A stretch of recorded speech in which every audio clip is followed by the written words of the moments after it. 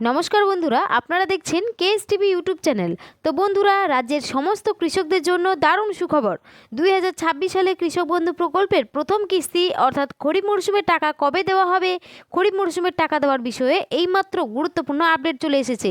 সেই সঙ্গে 2026 সালে কৃষক বন্ধু প্রকল্পের খরিফ মরশুমের টাকা কোন কৃষকরা আগে টাকা পাবেন এবং কোন কৃষকরা পরে টাকা পাবেন, এছাড়াও কোন জেলায় কবে টাকা দেওয়া হবে এবং রাজ্যের সমস্ত কৃষকদের খরিফ সিজনের পেমেন্ট স্ট্যাটাসে আপডেট চলে এসেছে। তাই কৃষকদের ব্যাংক অ্যাকাউন্টে খরিফ সিজনের 2000 এবং 5000 টাকা এবার কৃষকদের ব্যাংক অ্যাকাউন্টে কবে দেবে, মে মাসে দেবে নাকি জুন মাসে দেবে এবং কত তারিখে বা কৃষকদের ব্যাংক অ্যাকাউন্টে এই টাকা ঢুকবে, সমস্ত কিছু কিন্তু জানতে পারবেন আজকের এই ভিডিওতে। তাই বন্ধুরা, ভিডিওটি স্কিপ না করে শেষ পর্যন্ত দেখবেন। আর বলবো, আমাদের এই ছোট্ট চ্যানেলে যদি কেউ নতুন দর্শক হয়ে থাকেন, অবশ্যই কিন্তু চ্যানেলটিকে সাবস্ক্রাইব করে পাশে থাকা বেল আইকনটি অন করে রাখবেন এই ধরনের গুরুত্বপূর্ণ আপডেট সবার আগে পাওয়ার জন্য।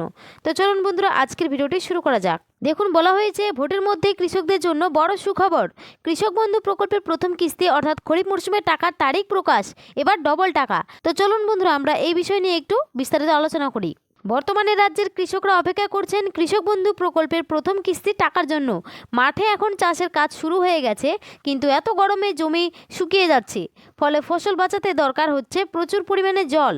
আর এই জল তুলতে এবং চাষের কাজ চালাতে এখন সবচেয়ে বেশি প্রয়োজন কৃষক বন্ধু প্রকল্পের টাকা।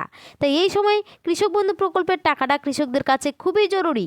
এরই মধ্যে এপ্রিল মাসে রাজ্যে চলেছে বিধানসভা ভোট। তাই কৃষকদের মনে এখন একটাই প্রশ্ন, কবে আসবে কৃষক বন্ধু প্রকল্পের খরিফ মরশুমের টাকা।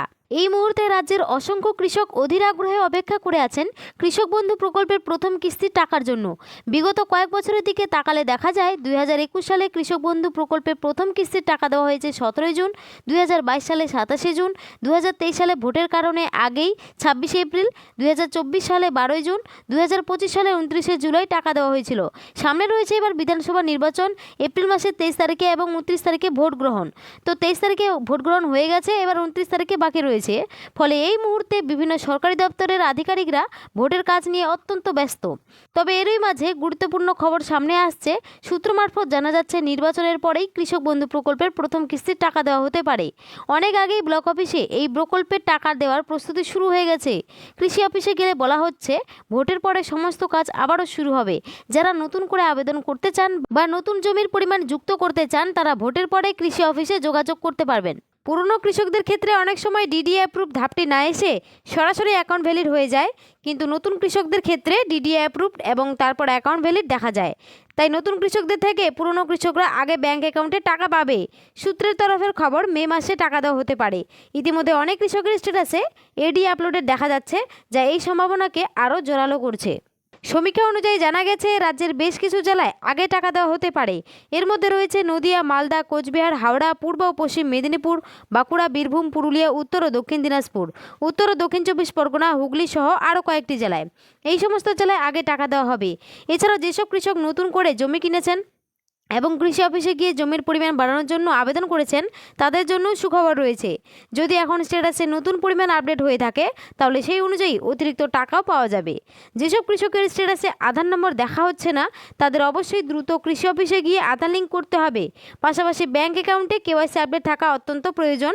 বিগত রবি মরশুম টাকা দেওয়ার সময় দেখা গেছে এই কারণে অনেক কৃষকই কিন্তু টাকা পায়নি। তো দেখুন, এরপরে বলেছে কোন কৃষকরা টাকা পাচ্ছে। তো বলেছে যেসব কৃষকরা গত রবি মরশুমে টাকা ব্যাংক অ্যাকাউন্টে পাননি, ব্যাংকের সমস্যা বা কাগজপত্রের সমস্যার জন্য, তাদের মধ্যে অনেকেই সেই সমস্যার সমাধান করেছেন। সেই সমস্ত কৃষকদের ব্যাংক অ্যাকাউন্টে আবারও টাকা দেওয়া হয়েছে। আজও বেশ কিছু জেলার কৃষকদের অ্যাকাউন্টে এই টাকা দেওয়া হবে।